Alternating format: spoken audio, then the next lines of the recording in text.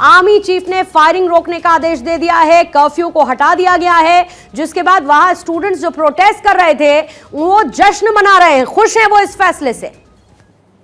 देखिए, ये फैसला अगर उन्होंने पहले लिया होता तो शायद इतना डैमेज नहीं होता, बट ये जो violence from the ruling party जो हुआ है, जो गवर्नमेंट की तरफ से, ये एग्रेवेट कर दिया गया है।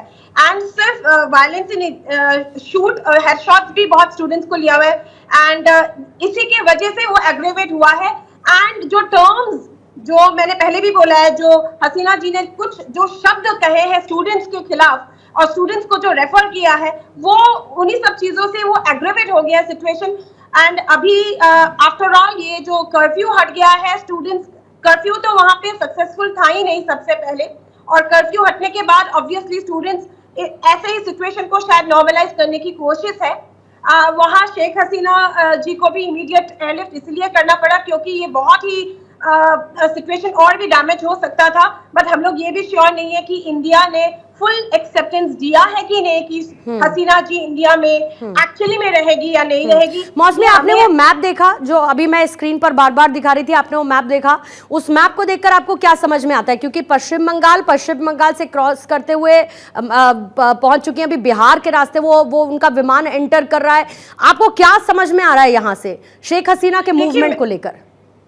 देखिए, अभी हम लोग ये सर्टेन नहीं है कि इंडिया ने एक्चुअली उनका स्टे इन इंडिया कंफर्म किया कि नहीं, क्योंकि इंडिया अगर ये एक्सेप्ट करेंगे उनके एंट्रेंस और उनके stay in India, it's a very risky thing, उनका प्रोटेक्शन, बॉर्डर सिक्योरिटी। लेकिन अभी लंदन, अगर हम बोले लंदन जाना भी it is a risk, because आप जान रहे हो कि यूके में भी बहुत अनरेस्ट हो रहा है। अभी हमें बहुत it is a food for thought, actually ये सोच की बात है वो कहाँ जाएगी, क्योंकि इंडिया में अगर वो रही तो सिक्योरिटी रीजंस, सिक्योरिटी बहुत टाइट होना पड़ेगा। क्या वो प्रोटेक्शन इंडिया दे पाएगी? क्या वो एक्सेप्ट करेंगे? अभी तक ये कंफर्मेशन नहीं आया है कि वो इंडिया में ठहरेगी।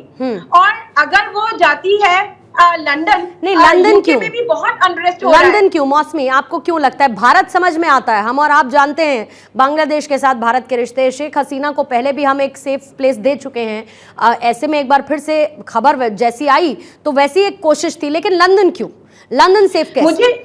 मुझे नहीं लगता कि लंदन सेफ है या वो लंदन जाएगी।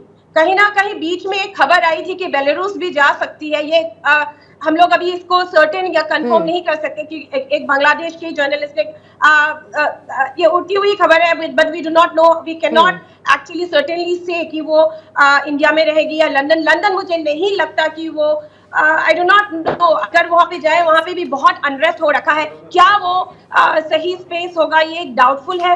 एंड इंडिया ऑल्सो ये डाउटफुल है कि इंडिया ने उनका स्टे एक्सेप्ट किया है कि नहीं। आई डू नॉट थिंक इतना इजी डिसीजन है ये।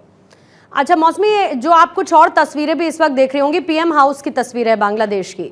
वहां पर प्रदर्शनकारी घुसे हुए हैं, बेडरूम में रिलैक्स कर रहे हैं, बोटिंग का आनंद ले रहे हैं, पूरे पार्क में पिक्चर्स क्लिक की जा रही हैं। ये जाहिर है कहीं ना कहीं वो उपद्रव भी तो दिखाता है। आप ठीक है, स्टूडेंट्स की अपनी मांग है कि वो चाहते हैं कि आरक्षण वाला फैसला वापस रिकॉल कर लिया जाए और उनके लिए वो जरूरी है क्योंकि उससे उनको नुकसान हो रहा है। लेकिन इसी बीच में पीएम हाउस पहुंचकर इस तरीके से सब कुछ करना, ये भी तो लॉ एंड ऑर्डर सिचुएशन को अपने हाथ में लेना है, अराजकता फैलाना है। ये एक बहुत ही गलत एग्जाम्पल हमें दुनिया में मिल रही है एक्चुअली, और यही सीख एक्चुअली ये प्रोटेस्टर्स को मिल रहा है। बिकॉज आप श्रीलंका देखिए, पाकिस्तान देखिए, यही सेम घटनाएं, सेम सिचुएशन, यही सेम पिक्चर हमें देखने के लिए मिली। और कहीं ना कहीं ये एक दूसरे को देख के कहीं ना कहीं मुझे ऐसा लगता है इन्फ्लुएंस हो रहा है, and this influence is very very dangerous for the present generation.